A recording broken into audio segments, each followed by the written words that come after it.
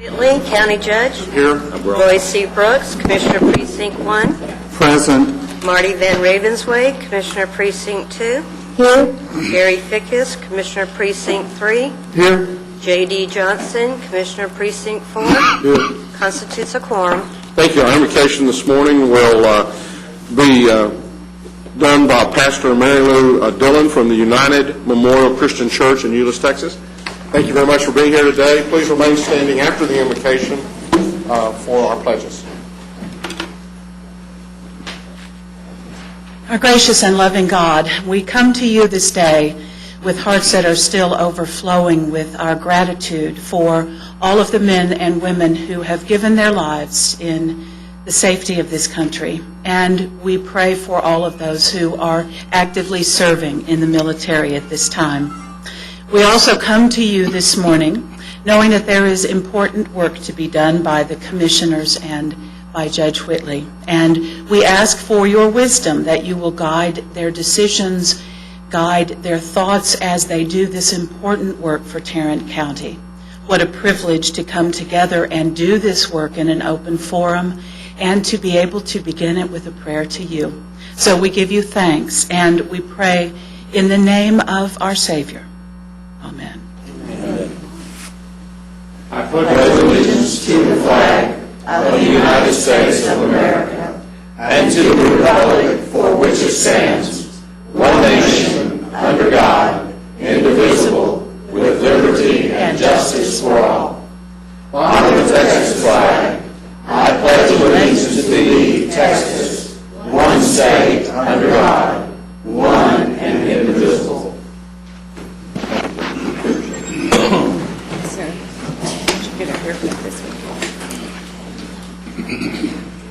Mr. Manius, agenda announcements.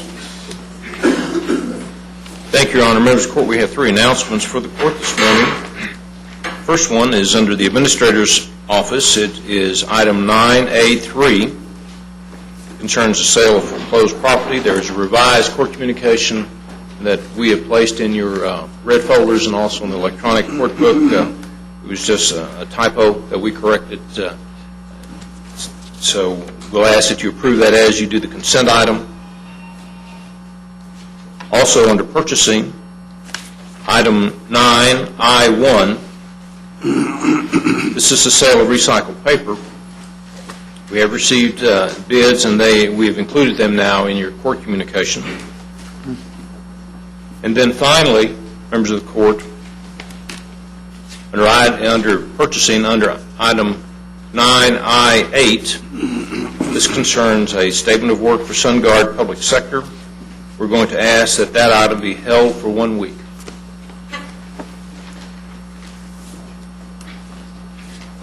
Finally, I'd just like to remind the court that the PEBC is meeting tomorrow at 1 o'clock at COG. We have 2 representatives on that board, actually 3 representatives on that board. Thank you, Your Honor. Court members, you have before you the minutes of our regular meeting of May the 19th. Move approval. Second. Have a motion and a second. Any discussion? Please vote. Motion passes unanimously. One thing I would like to note is today, as we close our court, if it's all right with the court members, we will close again, kind of in honor of Memorial Day and those folks who have served in the past as well as in the future. I know many of us attended ceremonies yesterday, and I think it would be just good to go ahead and do that if that's all right with everyone. At this time, I'm going to recognize Vanessa Joseph of Public Health, who's going to conduct the recognition of our Public Health Poster Contest winners.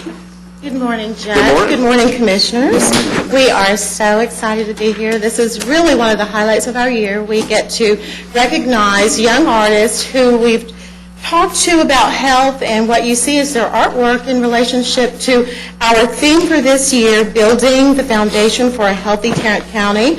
So we're going to begin by asking the parents who are here this morning if they'd please stand up so we can recognize them.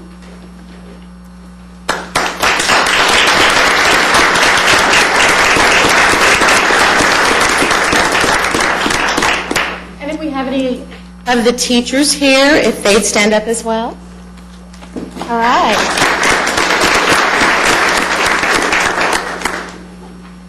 Our first winner this morning, and the kids are going to come on up here in just a second, so you'll be able to meet them and see their artwork.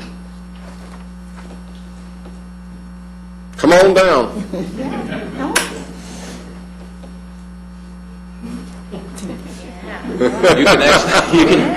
Very nice. That is very nice. Show everybody up there. Turn around and show everyone out there also. There you go. All right.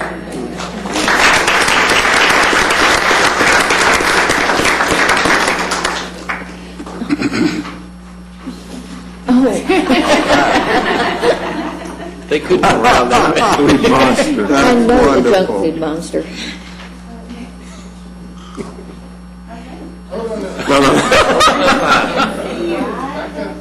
Come over here. If she wants to show to the audience, she can come over here also. Oh, wow. Oh, pretty. Wonderful.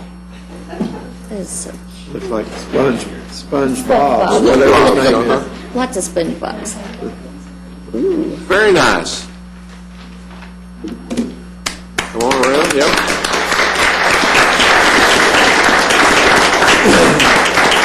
That looks like our lunch.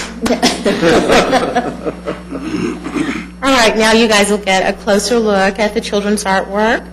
Our first grade winner, Justin Harper, goes to R.F. Patterson Elementary. His teacher, Rochelle McLean. Justin's work shows us the way to stay healthy by getting enough sleep, washing our hands, and doing other things. Our second grade winner is Natalie Bartine. She goes to Greenfield Elementary. Shannon Jackson is her teacher, and Natalie's poster warns about the junk food monster that can destroy a healthy Tarrant County. Our third grade winner, Lauren Jackson from Remington Point Elementary. Shannon Jackson, her teacher, is also her mom.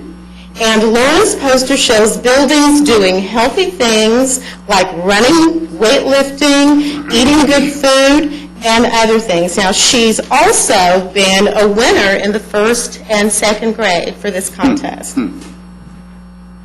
Our fourth grade winner, Kendall Barnes from R.F. Patterson Elementary. Rochelle McLean is her teacher, and she has also been a winner in the second and third grade. Kendall's artwork shows what it looks like in terms of a shield over Tarrant County, and it reflects out the contest theme that shows specific things we can all do to stay healthy. And take a look at her poster. You can do physical activity, eat fruits and vegetables, practice personal hygiene, especially things like washing your hands. Our fifth grade winner is Stephen Bade Lemire, and he goes to Richland Elementary. Stephanie Swihart is his teacher, and his poster challenges us to do math when it comes to keeping our world healthy. And it shows how recycling and good healthy habits all add up to a better place. Our sixth grade winner, it's Kevin Kalamoru, goes to Irma Marsh Middle School. And Pamela Spangler is the teacher. Kevin's poster stresses exercise, and it encourages walking over riding. Our seventh grade winner, Ashley Reyes, goes to Irma Marsh Middle School. Pamela Spangler is her teacher, and her poster is a whimsical look at bad eating habits with a warning that says, "Don't let fat fool you." Very good. Our eighth grade winner this morning is Abigail Shimizo. She goes to Irma Marsh Middle School. Pamela Spangler is also her teacher. And Abigail's poster shows us that we can start eating healthy now by choosing healthy food over less healthy choices, and it also encourages exercise. So a round of applause for these wonderful students.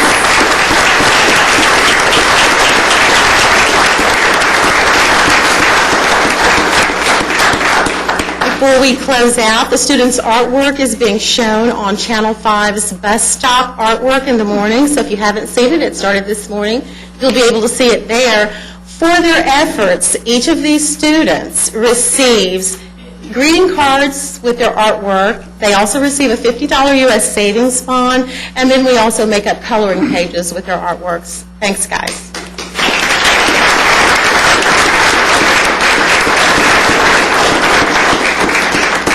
Thank you all very much for coming out this morning. We really appreciate that.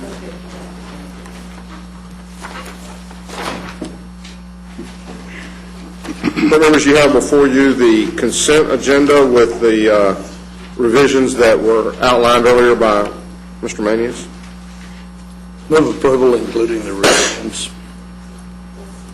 Second. We have a motion and a second. Any further discussion?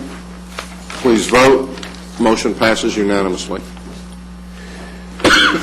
Your Honor, on our section here, we're going to ask that we hold that until about 10:30. Representatives from Weaver Tidwell will be in the court at that time. Okay. Ms. Tidwell?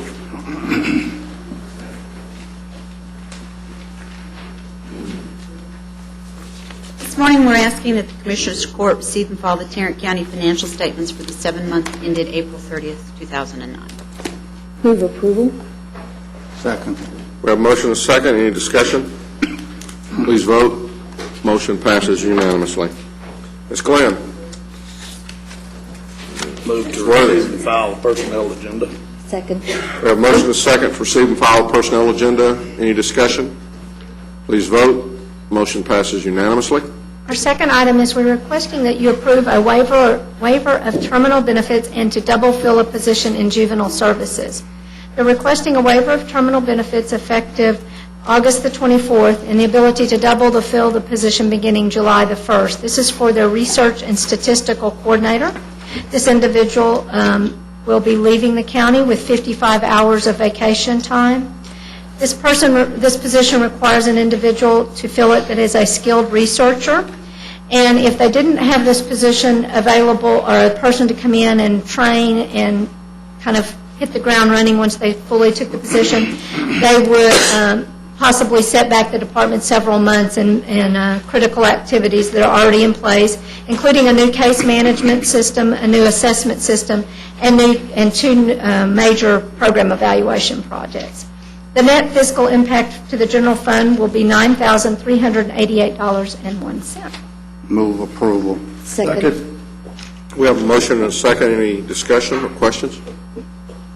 Just that the whole juvenile justice system, and in fact, even the adult system, are going to a system of evidence-based practices. We need to be able to demonstrate the efficacy of the various programs that we adopt to deal with our youth. And the only way to do that is through research and evaluation. So this is a critical position. Please vote. Motion passes unanimously. Mr. Beecham?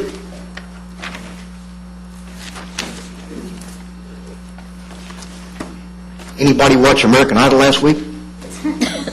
Why, were you on it? No. Arkansas, a winner. Almost Oh, okay. as good as beating LSU. I don't see that on the agenda. Yeah, you know, though, it's just one of these things where he's got to find hope wherever he can. He's from Arkansas. We have 4 items for your consideration this morning. Our first item is a bid award recommendation for bid number 2009-099, the sale of recycled paper. Recommendation be toward the high bidder, Corrugated Services, selling mixed ledger at $71.50 a ton, cardboard at $43 a ton. Move approval. Second. Have a motion and a second. Any further discussion? Please vote. Motion passes unanimously.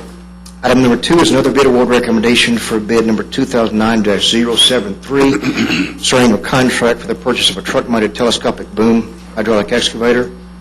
Recommendation be toward the low bidder Continental Equipment on a per unit price basis, including the optimal price list. Only one bidder. Yes, sir. Specialized piece of equipment. Move approval. Second. We have a motion and a second. Any discussion? Please vote. Motion passes unanimously. Number 3 is also a bid award recommendation for bid number 2009-087. This is our annual contract for time date stamp machines, service and supplies. Recommendation would be to award a pre-enterprise basis, awarding certain items to Associated Time and Parking Controls and Mitchell Adding Machine Company. Move approval. Second. We have a motion and a second. Any discussion? Please vote. Motion passes unanimously. And our 4th item is also a bid award recommendation for RFP number 2009-068. This is an RFP for website development for the Public Preparedness Division of the Health Department. Recommendation would be to award to Gamma Partners the amount of $43,000. If approved, we're also seeking contract approval from the court. Move approval. Second. We have a motion and a second. Any discussion? Please vote. Motion passes unanimously. Thank you. Thank you. Mr. Grisham.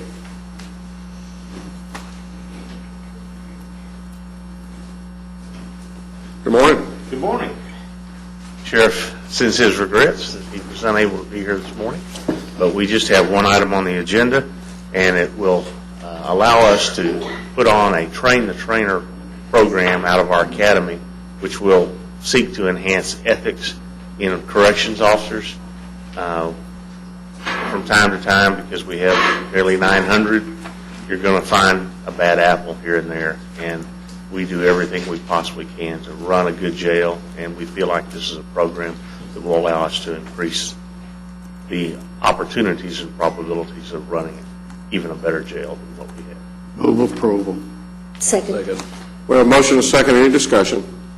Please vote. Motion passes unanimously. Thank you all very much. Thank you. Are there any appointments today, court members? There appearing to be none. You now have before you the claims, including the addendum. Move for approval, including the addendum. Second. We have a motion and a second to approve the claims, including the addendum. Any discussion? Please vote. Motion passes unanimously. Your Honor, we have several items on briefing you'd like to bring to the court this morning. The first one deals with a presentation concerning mortgage fraud. Ms. Henderson, the county clerk, is here to address the court at this time. Good morning. Good morning, Court. Last week, there was a lot of media attention given to a mortgage fraud scam being investigated by our DA's office. As a result of that investigation, they came to my office to see what we were doing about mortgage fraud. And so we reported that we had been working with the FBI and the DA over the last few years. When they subpoena documents, of course, we have to surrender. And also by attending conferences, I've learned about mortgage fraud being the highest blue-collar crime going on in the nation today. So we've been trying to investigate and research ways that maybe my office could respond to the public and give them some type of protection. And so we learned about some software that could be implemented that the public can subscribe to at no cost, and if a document's filed in my office in their name, they could be notified either by email or by phone call. And the vendor manages the call center, which is a benefit, I think, because I don't have to hire employees to manage the service. So we learned that we could do it at minimal cost. My staff can install the software. We don't have to manage it. We can maintain it at low cost from now on, and we just thought that's really a good service to offer the public. But it was a little premature announcement last week because I had not briefed the court about this, nor anyone else. So I thought the timing would be right for me to at least brief you today about what our plans are. And we plan to implement this sometime in June. And I'll probably be asking you for an announcement at that point so we can make the public aware of what we have to offer. We will be the first county in Texas to offer this service. I think it's a great way for us to manage the documents and to make the public aware that we're on the lookout and we're trying to protect their interests. And you can do this within your existing budget. Yes, we can. Go forth. We talked about that a little bit earlier. I guess one of the questions, if the company that's doing this is not charging the customers anything, are we simply just saying sign up and then do they come in and look at your records, or how are they getting paid? I guess somewhere or another they've got to be making it. a maintenance fee, just a maintenance fee, Okay. and the initial cost to purchase it, and then a maintenance fee every year from now annually. So we pay the Annual maintenance cost. fee, and that's the, Yes, that's it. It's minimum okay. compared to the great service we'll offer. And so then they come in and just look at, they get a tape of your filings? Yes. And then from that, they make the notifications to the individuals? Yes. But the public does have to subscribe. It's not going to be sent to everybody automatically. So that's the big message that we need to get across, is that they do need to subscribe, which we are already receiving phone calls. And I thought maybe your offices might be receiving them as well, which is another reason I thought I should brief you today about what we're planning to do, but it's not available yet.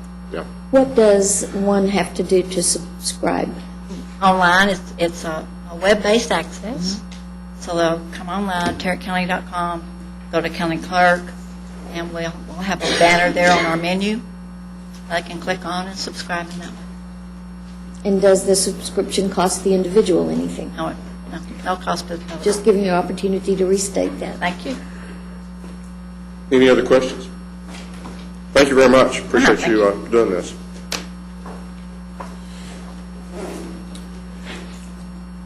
Come on down.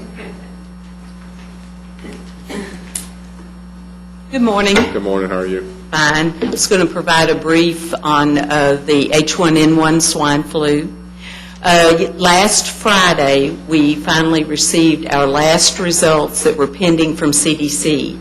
So now, most assuredly, assuredly, that doesn't fit very well, but anyway, because we do have tests coming in from other places, but most of the test results should come from Tarrant County Public Health Lab now, because we don't have anything outstanding.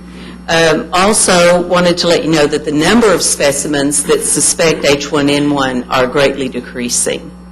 And so that's good on one hand, but then on the other hand, we've had to sort of spin up our usual flu surveillance. That goes on all year long, because since this is a new virus, we don't know if it may morph or not. So we have flu surveillance providers all over the county, and now we're testing for all influenza-like illnesses and respiratory illnesses, just to make sure that we don't have some change in the virus, because we did have a whole lot of confirmed cases here in Tarrant County, so chances are we could be the first people to see a change in something too.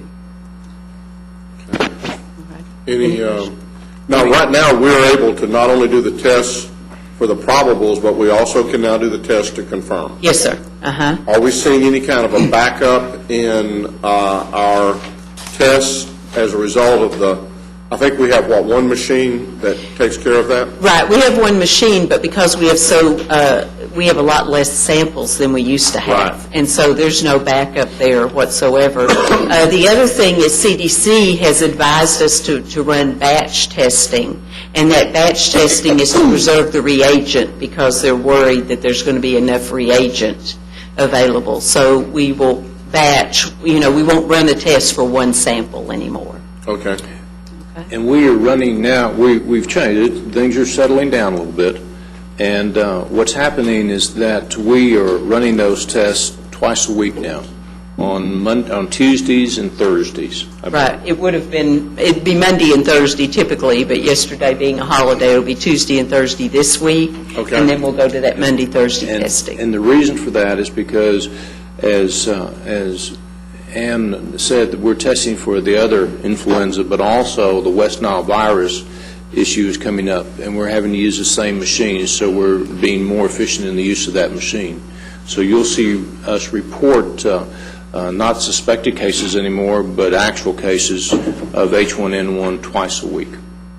Right, and also, just so you'll know, the surveillance partners that we have throughout the county, some are hospitals, some are clinics, and then private providers and businesses. So we're hoping by having sort of that swath all across the county, we'd be able to catch something pretty quickly. Okay. Okay. Thank you. Any All other right. questions? Thank you. Thank you, Ann. Thank you. Thank you. Your Honor, members of the court, we can go to item C. This is the design development presentation and capital budget update for the ME's office. The expansion, Mr. Phillips, is here to address the court at this time. Good morning. Good morning.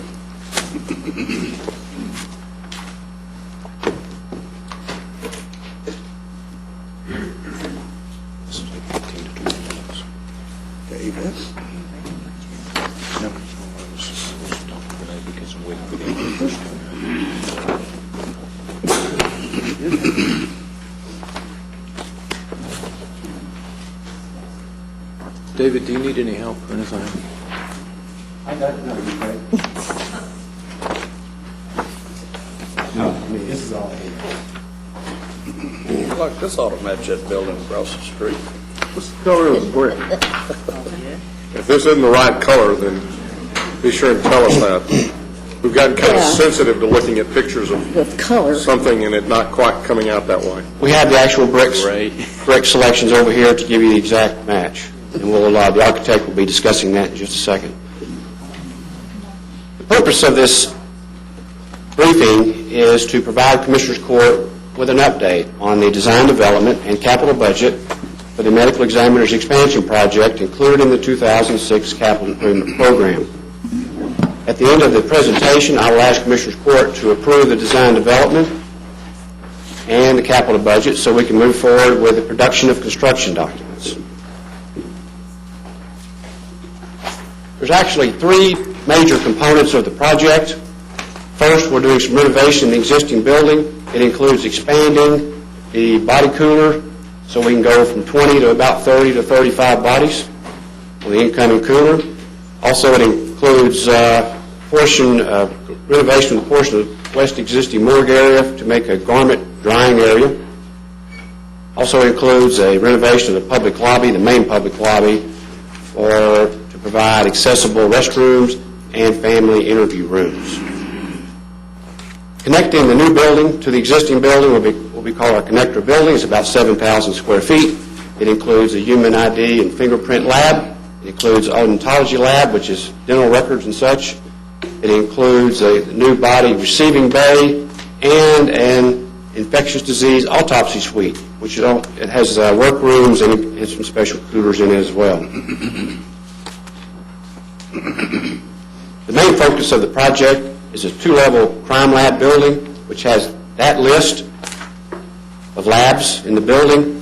It's a full list of breath alcohol, drug chemistry, firearms, tool marks, biology, and forensics lab, histology, latent, trace, and an area they can process a vehicle for evidence analysis. This building also is an environmentally friendly building. We plan on submitting it to the U.S. Green Building Council for a Silver LEED certification when we finish. Some of the highlights I've put here is during construction we plan on isolating some of the wood, metals, and plastics so they can be recycled in different bins. We also plan to use recycled building products in the building like this concrete and steel reinforcement bar. We also plan to use significant amount of regional materials to reduce transportation costs. A regional material is basically a material that's quarried and fabricated within 500 miles of the project. And most of that is actual brick and CMU block and the concrete. The next thing is a high solar reflectant roof. This particular roof will help reduce some of that urban heat island effect that happens from time to time. We'll have high efficiency and ozone-friendly HVAC systems. A little bit of information regarding these labs. These labs have to meet the National Institute of Health requirements. They have 100% outdoor air all the time. They don't recirculate any air, so it's a very high-intensive energy use building. Now, what we've done to recoup some of that, we're going to be putting some heat exchangers in the exhaust systems of the exhaust air, and we hope to recover some of that conditioned air and put it back into the lab. We also plan to put some high-efficiency water fixtures in the building and use green power, which green power means only it's a renewable energy. It's based on biomass, solar, or wind. Capital budget. This budget's about $121,000 less than we approved back in December of 2008. It's basically the same thing. Not much has changed from line item to line item.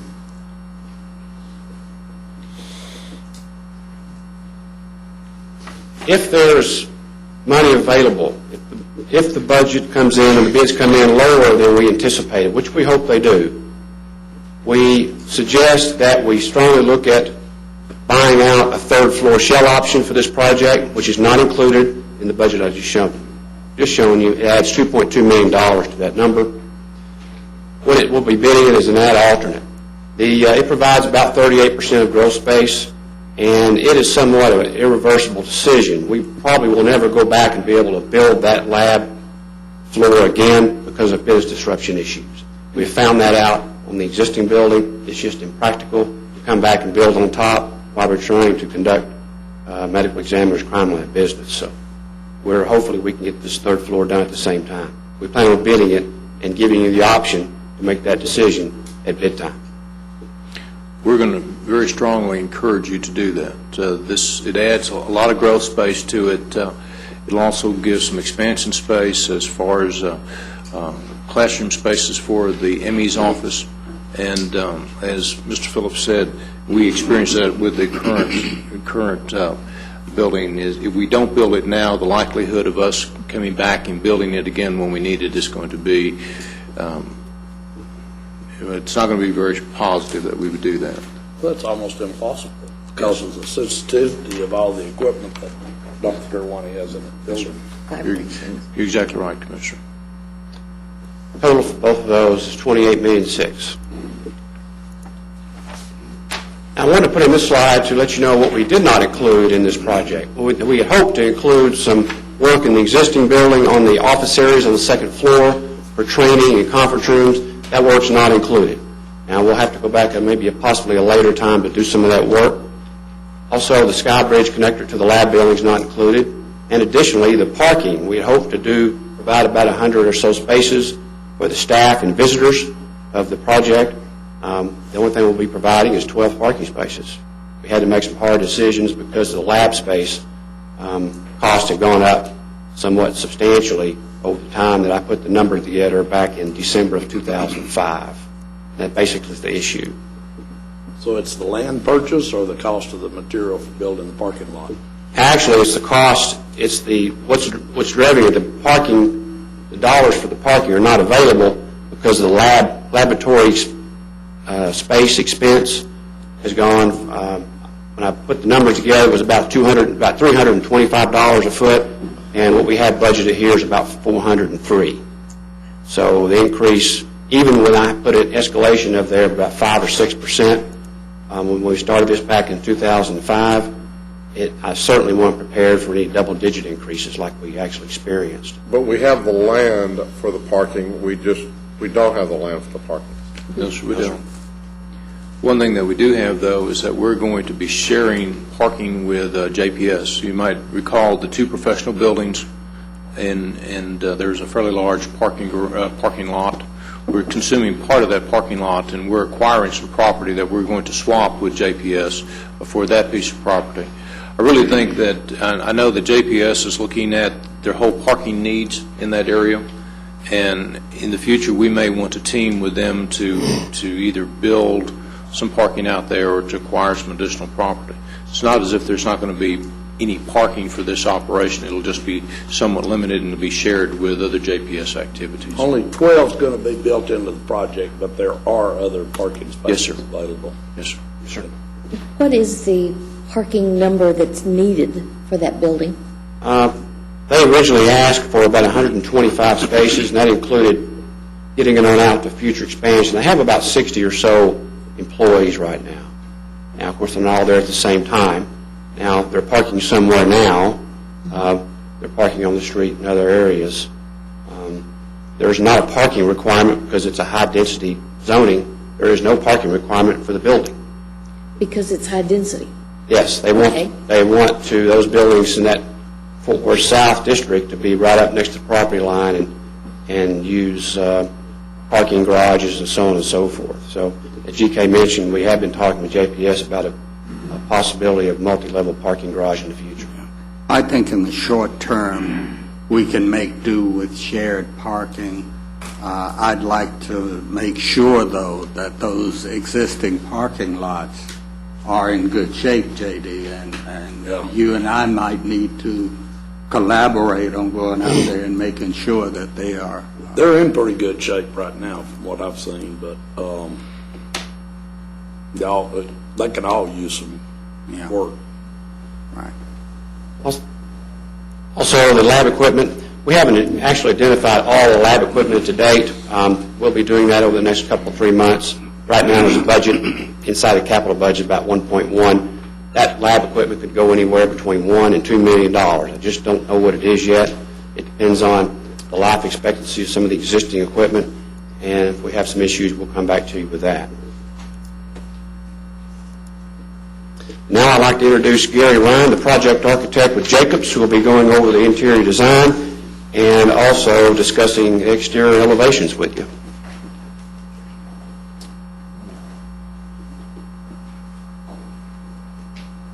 Morning. Morning. Okay. Well, first of all, we'd just like to take a quick look at the site plan. Nothing really has changed much. Just one little area. You notice that there's a landscaped area right here beside the existing building, and that wasn't there originally.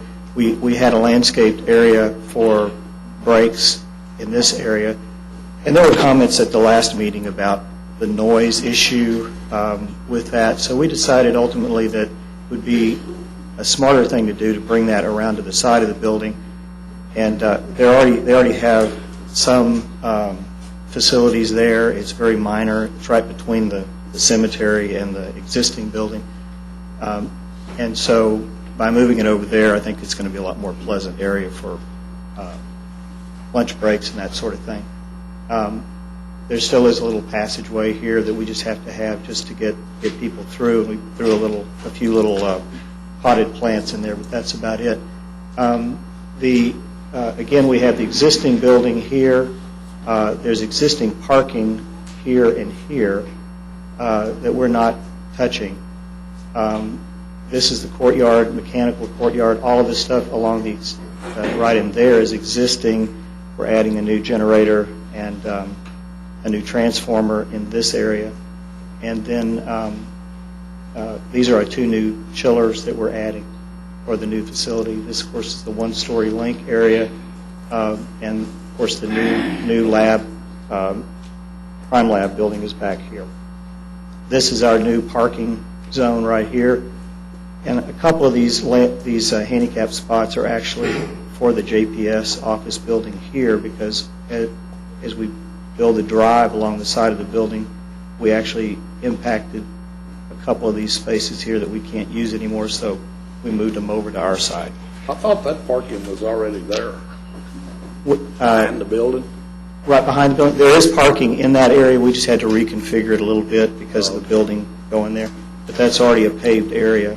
In fact, this little median right here, the landscape median, is existing, but we're basically reconstructing it in the same location so that we can provide some screens of some trees and irrigation along that area. That new lab building is actually going on top of an existing parking lot, isn't it? Yes, sir. Yes, sir. There's about, I think, if I remember right, it's about 90 spaces that were there that we're displacing. Would you orient me as to where the streets are? Okay, this is St. Louis Avenue along this side, and this is Felix Guazd right along here. And then you have the existing cemetery here, and 1 block over is Main Street. Now, at the very top where you've got development design drawings, that's actually the road that goes between the 2 buildings. That's correct. That's the 2-way drive that comes off of St. Louis and goes between all the way over to Main Street.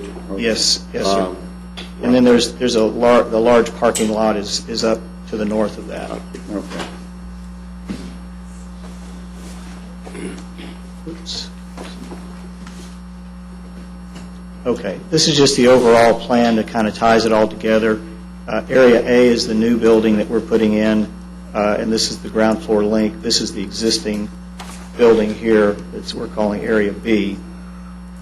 So, I'll get into the detail here next.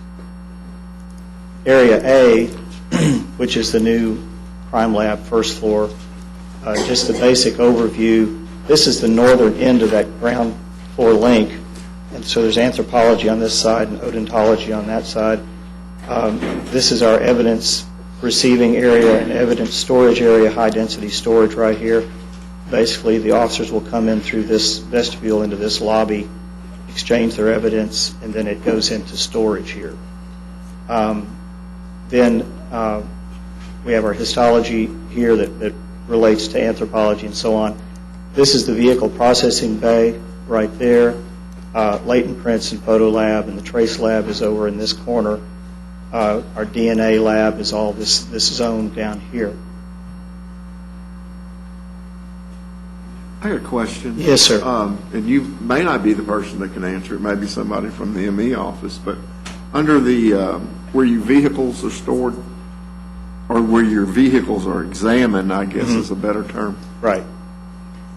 What are you doing when you have more than one? Are you leaving them outside, or is that some evidence that needs to be protected? And I believe those are scheduled to come in, one at a time. I mean, we don't have any facilities for I got somebody securely. back here's going to give us an answer. You have an impound lot also. Sir? You also have an impound lot. I don't know if that goes. Well, but I mean, if you've got, okay, I'm just wondering if you have a vehicle that's, got blood, all types of things, bullet holes, blood, whatever. That's a very good question, Commissioner. Usually those cars are in police pounds, and we're ready for them. They come over to our office. Okay. Right now, we don't have a processing area, so we only do it in our bay area where we have the bodies that are delivered. So we have one car at a time coming to us, so there shouldn't be a problem. Okay. So there are no chain of custody? Well, it is in the chain of custody as long as in the police hand, so it's in the police locked pound. When it gets to us, then it's in our custody. Right, sir?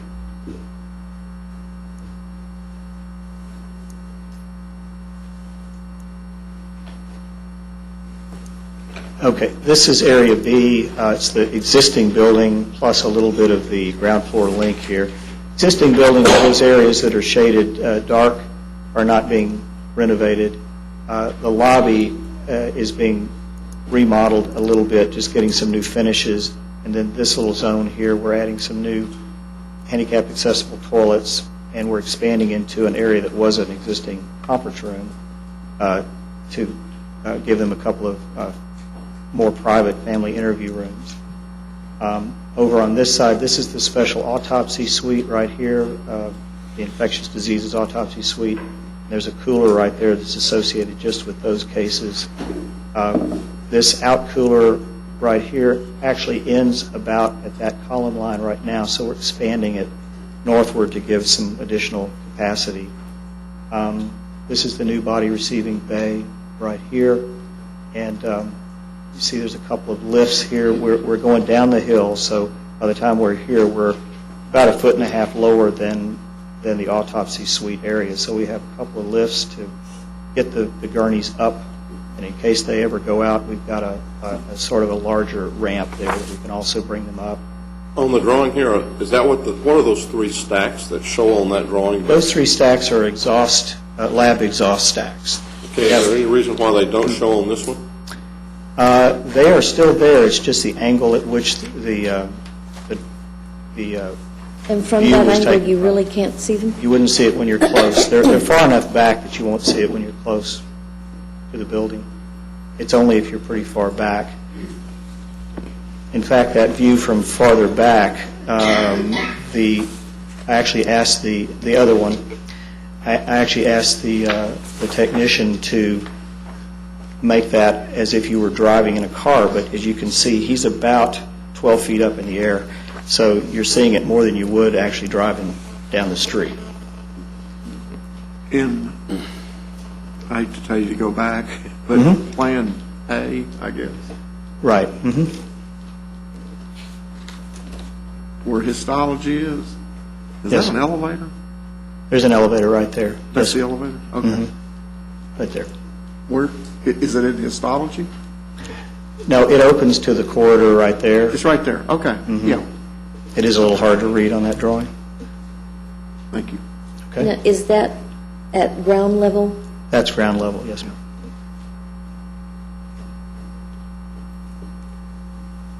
Okay. So now we're on the bottom half again. I think we pretty well covered that. The clothes drying area is down here. It's just a renovation of an existing area. And this is the X-ray lab, which we're just renovating it to add a little bit of extra space there to the X-ray lab as well. Okay, this is the second floor of the crime lab. Again, there's the elevator. This is the elevator lobby right here. There's a small break room right there. And then these are just electrical rooms and IT closets, mechanical. This is the firearms lab. This is the firing range right here. And there's a water tank room where they can do ballistics testing there. Basically, that's the lab itself. And, of course, drug chemistry is over in this corner, toxicology. And then we have offices, administrative offices for both the labs are right over in this area. Any questions on this plan?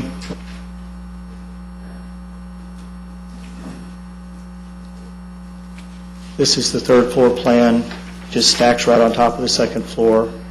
And basically, we would just build out the mechanical rooms and the restrooms and the electrical and IT closets and bring the elevator up, provide the two stairways, and all of the rest of the space would just be shelled out for future infill as decisions are made of how those labs should be arranged. These are the elevations.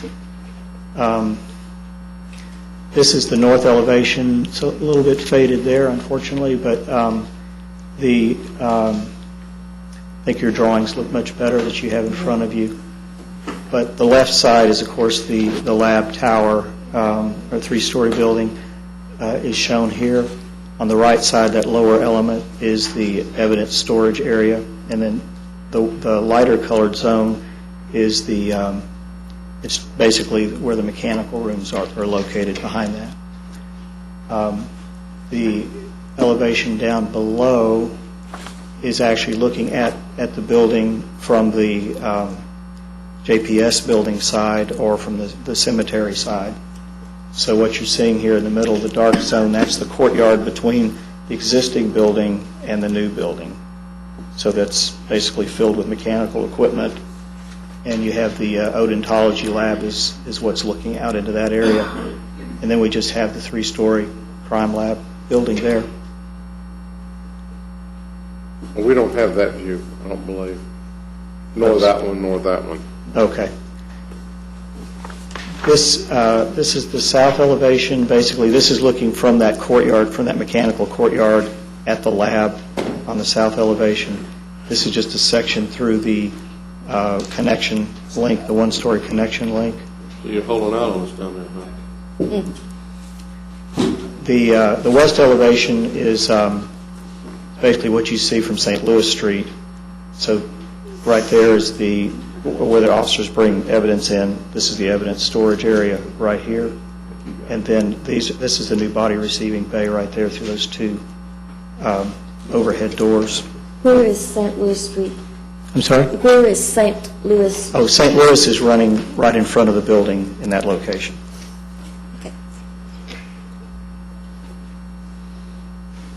Okay.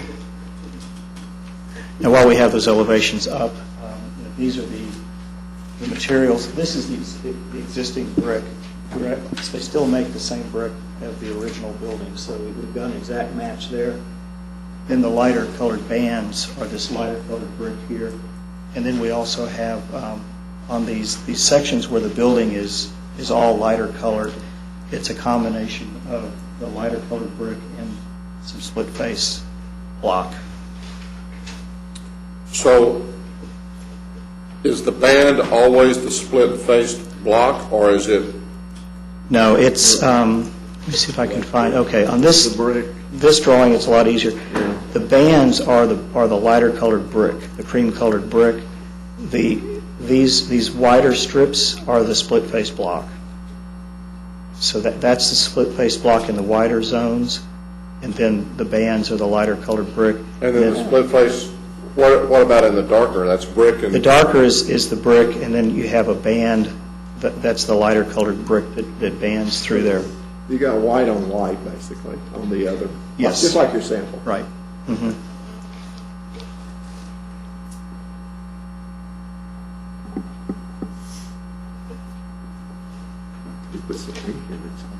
No, I'm just I mean, it looks like you've drawn it to where the brick is in the wide area and the split face is on. This appears to be the split face, and that implies brick, and yet you're telling us just the opposite. It's just the opposite. The reason that you see the coursing on this is because these are blocks, they're much larger, so they show up at this scale. But the brick is actually much finer, it's much smaller, so you don't see the coursing on that small of a rendering. You can actually, Could we actually? you can actually see it here. On these, you can see the little brick. Can we see I mean, I would kind of like to see a mock-up of that, just because I'm so used to seeing the bands in the split face with the brick in between, and you're going opposite. Isn't that it? No, well, no, because what that is implying is that the band is the split face, and that the brick is what's in between, and it's just the opposite. It's just the opposite of what he's showing right there. He just needs a bigger board. Well, no, that's not what, I mean, that's not what they're showing. Yeah, the band, these bands, just like it's recessed here a little bit, actually on the building, the brick bands are recessed just slightly. So there'll be a little bit of a shadow line. But the brick bands are the smaller part, and the split face is the larger. Correct. And the band is going to be about the width of that split face block. How many bricks deep is the band? I'd have to look at the elevations and see. I think that band's 2 6. feet or more. You think? Yeah. Yeah, it's probably about 4 or 5 bricks wide. Well, that's 5. Yeah, So that would it's be about the- like that.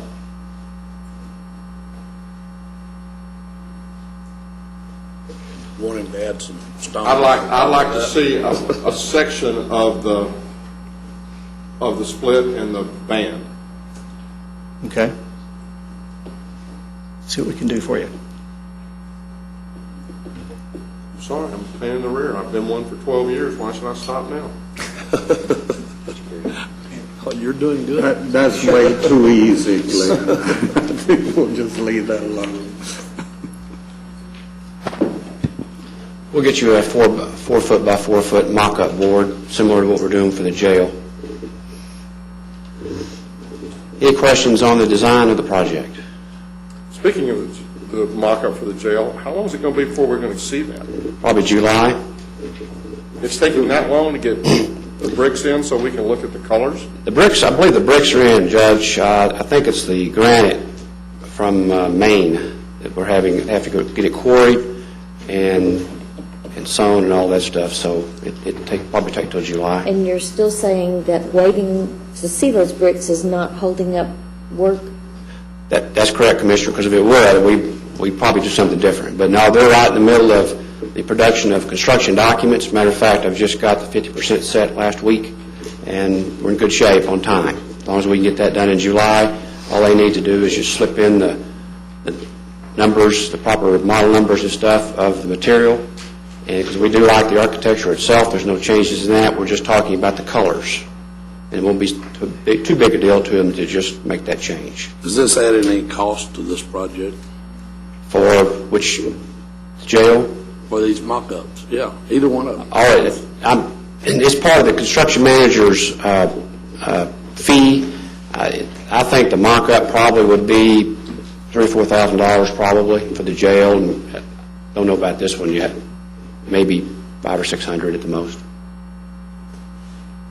There's going to have to be a pretty compelling reason for me to favor buying granite from Maine, especially in light of the hit that we're going to take on our LEED certification if we do that. I think we're buying the granite from Maine regardless. Regardless. It was the color of the brick that we were trying to figure out. Is that not right? The architects presented the granite from Maine, and it was a light colored gray with some sparklings of black and other colors in there. That's what they showed us on March 31st. Now, since then, the Commissioners Court had asked us to go in and look at other brick color options. Now, we've done that, and since that time, we've actually looked at a brick color option with that Maine granite and the brick color of the Tarrant County College campus, the red brick, the old Radio Shack campus. The old Radio Shack campus. Yeah. I went and looked at it. We like that color building, by the way. Yes. That particular granite, that light granite, and that particular dark red brick didn't really do it for me. And so I took the project architect, Kevin Crumpler, down there, walked him down there, and didn't really do much for him either. So then I instructed the architects to provide a pink granite option, because we did a little survey. 10 of our 12 buildings in downtown Fort Worth have some level of pink or red granite on the skin. Is that a local, relatively, is it a Texas granite? Marble Falls. And I didn't want to get too far away from that. I thought it best, since there may be some consistency and theme in our buildings, exterior theme, I wanted to make sure the Commissioners Court had the opportunity to look at that one more time. But the redder brick and the pinker granite would mean all of it coming from Texas, as opposed to what was originally proposed was a Maine granite and an ugly brick. Did you want me to tell you what it looked like again? No, I really don't want that to be on the tape. I've already heard that one. Okay.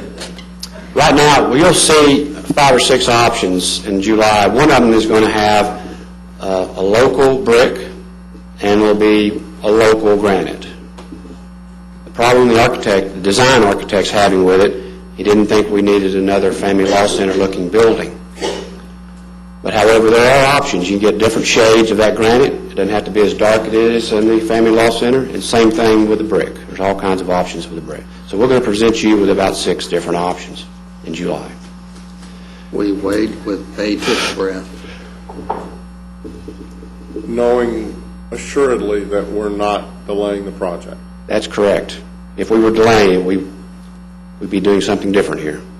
I'd like to request Commissioners Court approval of the design, development, and capital budget for the Medical Examiner's Office expansion project included in the 2006 Capital Improvement Program. And that would include... Is okay with this? What about the second floor? The third floor? Third floor. That would include the add alternate. Does that include the alternate? It includes, we'll be bidding the add alternate. We're not asking you to put that in the budget for now until bid day. All right. Let's make the decision at that time. Commissioners, Judge, Commissioners, this is a building that's going to be a building that meets all the national standards and some. It's a building that is built for the future. It'll take us to another 15 years. It has enough space right now, and it's aesthetically nice looking. I wish we had all natural stones and marbles and things like that, but I don't think they're going to allow us that. So this is the second best thing for us. It has a good circulation. The only issues that we have is that beyond 15 years, we will be out of space. And as you know, the near south side is growing rapidly. We are going to be landlocked. And so we have to plan for a third floor, as Mr. Mooney suggested. And short of that, really, except for that, I think it's going to be a fantastic building, a state-of-the-art building, and you will be all truly proud of the building. So the answer, yes, it's a great building, and we certainly support going forward with the project as presented to the court today. You said we'd be out of space in 50 years? 15 years. I wish 50 years. About 50. Probably I won't be here 15 years from now. You will all be here, I suppose, but I won't be here. We'll have to plan for that beyond 15 years. Okay. I will so move. Second. We have a motion and a second. Any further discussion? Motion passes unanimously. Thank you, Commissioners. Thank you all. I do have one question that isn't going to impact whether or not we just approve them. But when we shell out a floor, do we get stock to match whatever we've done in the past when we build it out completely?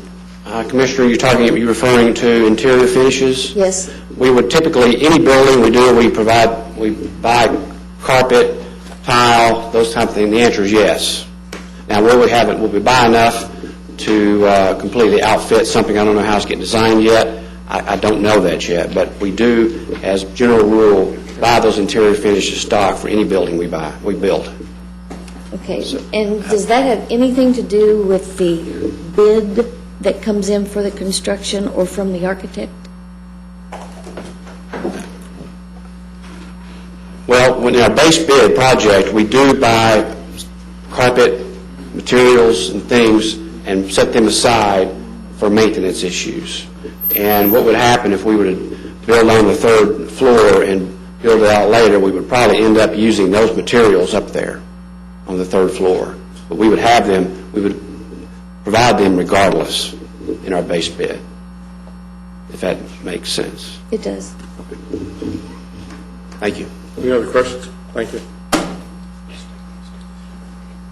GK, at this time, do we want to bounce back up to your? Yes, Your Honor.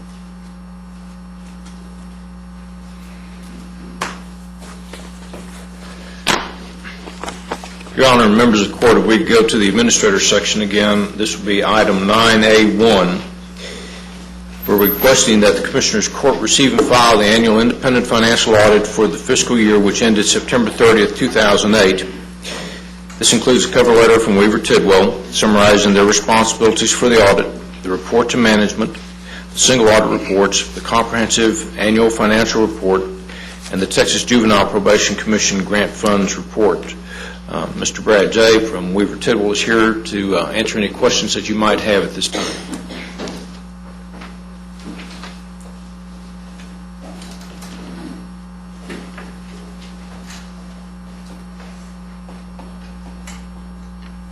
Welcome, sir. Thank you. Thank you. How are y'all doing today? Doing very good. Good. I just want to thank you for the opportunity again to allow Weaver and Tidwell to service the county. We've had a relationship now for about 3 or 4 years, and we've really enjoyed that relationship. You do have a copy of the CAFR in front of you for the fiscal year ended September 30th, 2008. I'm not going to go through that in detail. Obviously, I think you've had a chance to go through that.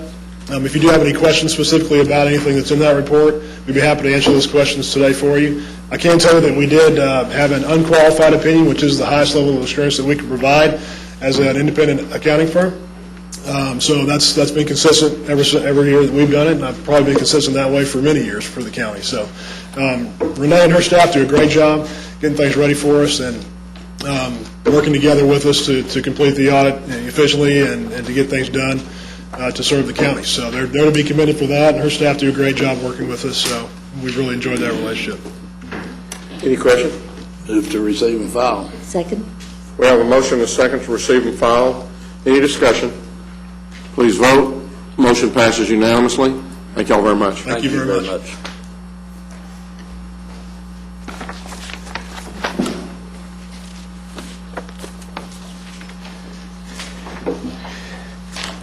And I was ready to answer as many detailed questions on that audit as you all had. Yeah, we know you were. So, That's why we waited for them to get here. Your Honor, members of the court, if we could go back to the briefing items, just a few comments. Once again, on the federal stimulus package update, we are continuing to work with municipalities in the county to see if there's additional monies that are available. You have been approving various grants, and you've approved some today that are part of the stimulus funding. The stimulus funding is both monies that we know that we're going to receive and then competitive monies that we go after. So those are the type of things that you're seeing. We're meeting with the City of Fort Worth again Thursday, and we're on a continuous, I think it's every other week basis, meeting with them to make sure that we don't leave anything untouched as it relates to the stimulus package. So as those items develop, we'll be bringing those to you. If I could also go to the legislative issues, and you received a memorandum from Mr. Mendez. We're in the last 6 days of the legislature. One of the things that we have various bills that are in different stages of passing. One of the things that we're watching now is add-ons to different bills to make sure that bills aren't added onto that would negatively affect us. So they're very diligent down there. I talked to Mr. Mendez last night and then again this morning, and I believe that the House is going to be going to midnight on the next 3 days to see if they can work through it. Both of them went past midnight last night, and the implications are that the Senate is likewise going to go past midnight. And they are, because of some stuff that's happening in the House, they're basically lumping bills on to other bills in the Senate so as to possibly get them passed. So it's an interesting set of events going on down there right now. As it relates to Mr. Mendez's memo, I'll be more than happy to try to answer questions, any questions you might have. If not, Your Honor, that's all we have this morning. Update on fiscal 2010 budget issues? We don't have anything to present at this time. Okay. At this time, we will recess the open session and proceed to closed session to discuss items exempted under sections 551.071, 072, 074, 076, and 087 of the Texas Government Code.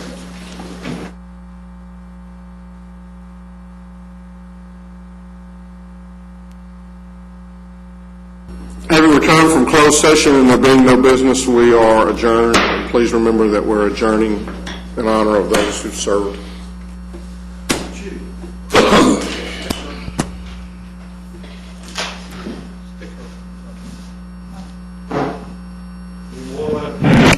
You know,